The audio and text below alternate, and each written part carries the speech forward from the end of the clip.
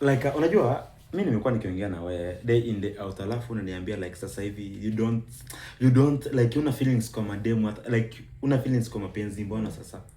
Mapenzi nayo ilinipelekanga vibaya. Nilidate demo wa kwanza, wa pili, watatu, nikafika mahali nikasema hapana, siwezi. Hiyo hapana, mapenzi hapana. Inapeleka watu mbio bana. Like okay, nini nilikufanyikia ndo kasema uwezi? Kuna situation tu. Ulidate mama ama msichana mdogo wa shule?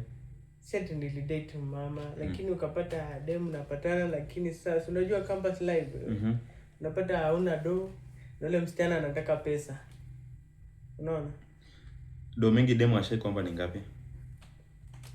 Niliomba 3K. Demu anakuomba 3K. Alikwambia urgently. Na ulimtumia? Nilimtumia. Nilimwambia sina, akajamu. So after niambia demu una do, akajamu.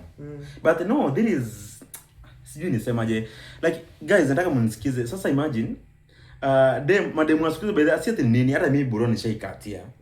After dem alikuwa ananiambia nipe kamia, nipe kachuani. Anamtumia kama niko na. So ikafika at that point ananiomba consecutively like 3 times, namwambia sina. Hasa kwa siku ameniomba sijui niambia ninunulie sawa, ngambia leo sina do. Unajua niambia aje? I see it's better we be friends. Never nimwambia it's okay. Ona sasa. Madem kama ni wajinga bro. Kuna wenye sahi ukiwa campus, kuna madem tu they after money, wanatafuta pesa. Okay, sasa nikuulize, so since uliamua kwa nini, so mapenzi hadi lini? Wacha ikae kwanza mpaka Tadia. Ni mbaya. So mse umeamua utakuwa na kutu hadi tadia. Unataka kuongeza body count? Hapana, wacha ikae. Ni mbaya.